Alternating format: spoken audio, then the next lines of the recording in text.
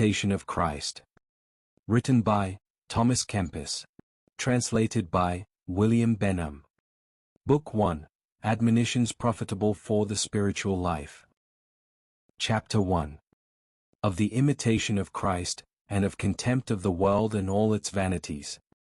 He that followeth me shall not walk in darkness, saith the Lord.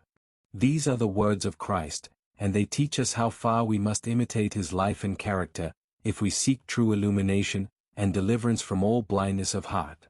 Let it be our most earnest study, therefore, to dwell upon the life of Jesus Christ.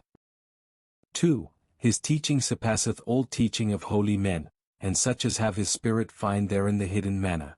But there are many who, though they frequently hear the gospel, yet feel but little longing after it, because they have not the mind of Christ.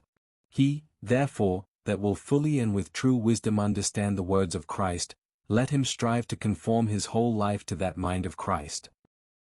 3. What doth it profit thee to enter into deep discussion concerning the Holy Trinity, if thou lack humility, and be thus displeasing to the Trinity? For verily it is not deep words that make a man holy and upright, it is a good life which maketh a man dear to God. I had rather feel contrition than be skillful in the definition thereof. If thou knewest the whole Bible, and the sayings of all the philosophers, what should all this profit thee without the love and grace of God? Vanity of vanities, all is vanity, save to love God, and him only to serve. That is the highest wisdom, to cast the world behind us, and to reach forward to the heavenly kingdom. 4. It is vanity then to seek after, and to trust in, the riches that shall perish. It is vanity, too, to covet honors, and to lift up ourselves on high. It is vanity to follow the desires of the flesh and be led by them, for this shall bring misery at the last. It is vanity to desire a long life, and to have little care for a good life.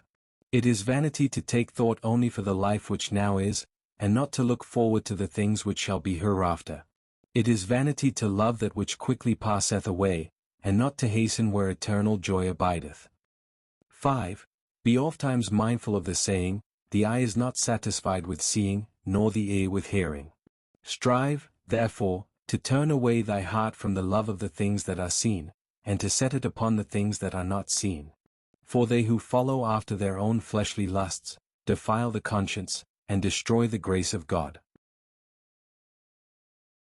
Chapter 2. Of Thinking Humbly of Oneself.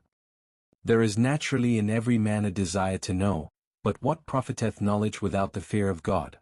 Better of a surety is a lowly peasant who serveth God, than a proud philosopher who watcheth the stars and neglecteth the knowledge of himself. He who knoweth himself well is vile in his own sight, neither regardeth he the praises of men. If I knew all the things that are in the world, and were not in charity, what should it help me before God, who is to judge me according to my deeds? 2. Rest from inordinate desire of knowledge, for therein is found much distraction and deceit. Those who have knowledge desire to appear learned, and to be called wise. Many things there are to know which profiteth little or nothing to the soul.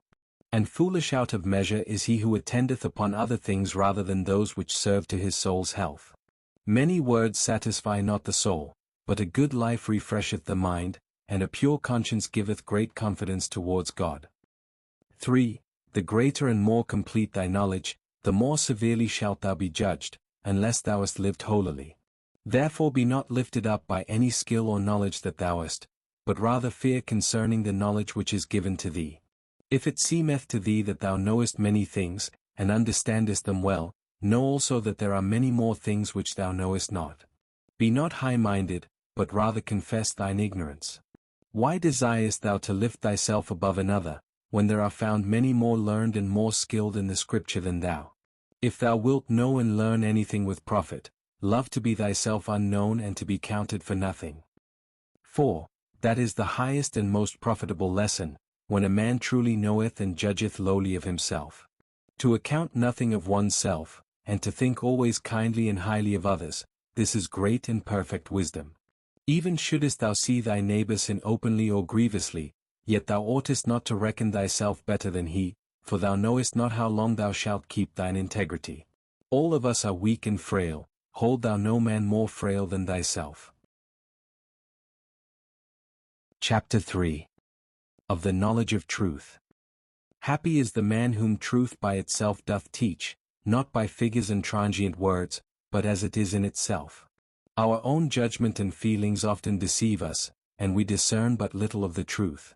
What doth it profit to argue about hidden and dark things, concerning which we shall not be even reproved in the judgment, because we knew them not? Oh, grievous folly, to neglect the things which are profitable and necessary, and to give our minds to things which are curious and hurtful. Having eyes, we see not. 2. And what have we to do with talk about genus and species? He to whom the eternal word speaketh is free from multiplied questionings. From this one word are all things, and all things speak of him, and this is the beginning which also speaketh unto us. No man without him understandeth or rightly judgeth. The man to whom all things are one, who bringeth all things to one, who seeth all things in one, he is able to remain steadfast of spirit, and at rest in God. O God, who art the truth, make me one with thee in everlasting love. It wearieth me oftentimes to read and listen to many things, in thee is all that I wish for and desire. Let all the doctors hold their peace, let all creation keep silence before thee, speak thou alone to me.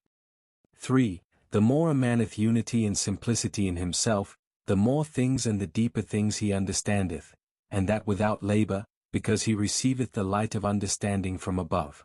The spirit which is pure, sincere, and steadfast, is not distracted though it hath many works to do, because it doth all things to the honor of God, and striveth to be free from all thoughts of self-seeking. Who is so full of hindrance and annoyance to thee as thine own undisciplined heart? A man who is good and devout arrangeth beforehand within his own heart the works which he hath to do abroad, and so is not drawn away by the desires of his evil will, but subjecteth everything to the judgment of right reason. Who hath a harder battle to fight than he who striveth for self-mastery? And this should be our endeavor, even to master self, and thus daily to grow stronger than self, and go on unto perfection. 4. All perfection hath some imperfection joined to it in this life, and all our power of sight is not without some darkness. A lowly knowledge of thyself is a surer way to God than the deep searching of man's learning. Not that learning is to be blamed, nor the taking account of anything that is good, but a good conscience and a holy life is better than all. And because many seek knowledge rather than good living, therefore they go astray, and bear little or no fruit. 5. Oh, if they would give that diligence to the rooting out of vice and the planting of virtue which they give unto vain questionings, there had not been so many evil doings and stumbling blocks among the laity, nor such ill living among houses of religion. Of a surety, at the day of judgment it will be demanded of us, not what we have read, but what we have done, not how well we have spoken, but how holily we have lived. Tell me, where now are all those masters and teachers, whom thou knewest well, whilst they were yet with you, and flourished in learning? Their stalls are now filled by others, who perhaps never have one thought concerning them. Whilst they lived they seemed to be somewhat, but now no one speaks of them. 6. Oh, how quickly passeth the glory of the world away! Would that their life and knowledge had agreed together! For then would they have read and inquired unto good purpose. How many perish through empty learning in this world, who care little for serving God? And because they love to be great more than to be humble, therefore they have become vain in their imaginations. He only is truly great, who hath great charity. He is truly great who deemeth himself small, and counteth all height of honor as nothing. He is the truly wise man, who counteth all earthly things as dung that he may win Christ.